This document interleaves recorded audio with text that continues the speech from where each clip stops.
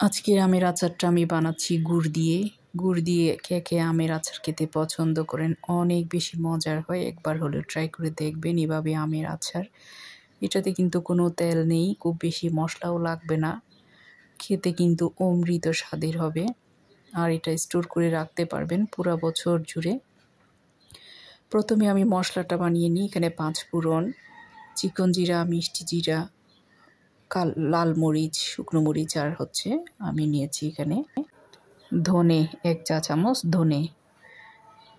সব কিছু একসাথে মিক্স করে নিয়েছি। এরপরে দিয়ে দিচ্ছি এখানে আমি কালো জিরা, এই যে দেখতে পাচ্ছেন 1 চা চামচ। আর 1 চা চামচ মেথি দিয়ে দেবেন সাথে। এটা আমি ব্লেন্ড করে রেখেছি, একটু হালকা টেলে নিয়ে ব্লেন্ড করে। এখন আমটা কেটে নিচ্ছি। আমার হেল্পিং হ্যান্ড আমটা কেটে দিচ্ছে, দেখেন আটিটা ফেলে আমি জাস্ট মাংসটা নিয়ে নিচ্ছি উপর থেকে। এখন এটা ভালো করে ধুয়ে তারপর সিদ্ধ করব। প্রথমে খুব ভালো করে 3-4 বার করে ধুয়ে নিয়েছি। আর এটা সিদ্ধ করতে হবে একদম অল্প পানি দিয়ে, খুব বেশি পানি দিতে হবে না, কারণ এটা খুব তাড়াতাড়ি সিদ্ধ হয়ে যায়। আর খুব বেশি পানি দিলে পানিটা আবার শুকাতে সময় লাগবে। আমি এটা 15 মিনিটের মতো সিদ্ধ করে নিব, তারপর দেখবেন একদম সফট হয়ে যাবে। 10 মিনিট পর আমি একটু হালকা নেড়ে চেড়ে দিচ্ছি, প্রায় বলক এসে গিয়েছে। আর 10 মিনিট একটু সিদ্ধ করে, যাতে নিচে দিয়ে লেগে না যায় সেটাও কিন্তু খেয়াল রাখতে হবে। একদম সফট হয়ে গিয়েছে সাথে সাথে, দেখেন। আর কয়েক মিনিট সিদ্ধ করলে এটা একদম স্মুথ একটা ব্যাটার হয়ে যাবে, এই যে দেখেন। এখন এটা ঠান্ডা করে আমি একটা স্ট্রেনারে একটু সেঁকে নিতে হবে, কারণ এটাতে আঠি কিংবা অনেক আঁশ থেকে যায়। যদিও বা এখনও কচি আমের মধ্যে অনেক বেশি আঁশ নেই, তারপরেও এভাবে করে স্ট্রেনারে করে সেঁকে নিতে হয়। এভাবে করে আমি সবগুলো সেঁকে নিয়ে নিব। এই যে দেখেন কতটা সুন্দর স্মুথ একটা পেস্ট হয়েছে।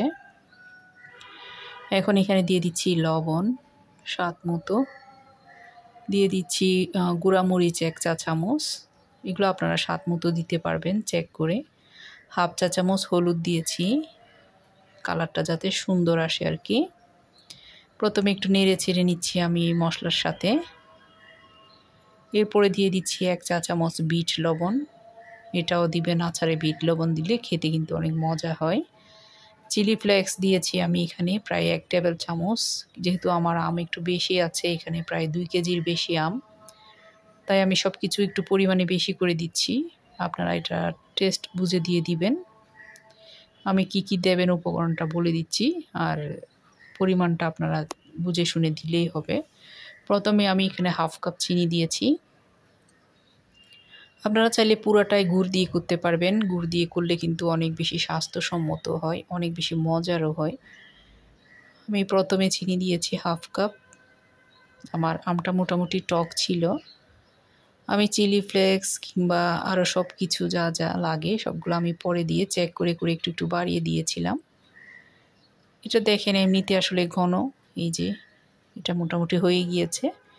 এভাবে করে বুদবুদ করে উঠছে, তার মানে হয়ে গিয়েছে। সবার পরে যে আমি মশলাটা করে নিয়েছিলাম সেটা দিয়ে দিয়েছি, আমি সবগুলোই দিয়ে দিয়েছি। এখানে প্রায় 2 টেবিল চামচ হবে। প্রথমে 1 টেবিল চামচ দিয়েছি, পরে আমি আরও 1 টেবিল চামচ সেটাও দিয়ে দিয়েছিলাম।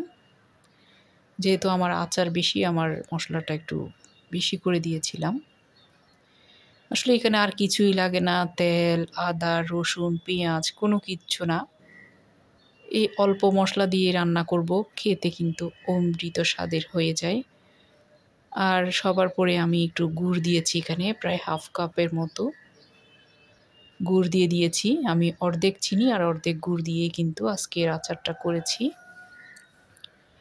গুড় দেওয়ার কারণে এটার টেস্ট আরও বেশি বেড়ে গিয়েছে। গুড় দিয়ে আমি আরও কিছুক্ষণ একটু নেড়ে চেড়ে নিব, কারণ গুড়টা আমার যেহেতু একটু পানি টাইপের ছিল। খেজুরের গুড়, যেটা নলের গুড় বলে, সেটাই কিন্তু এরকম হয়।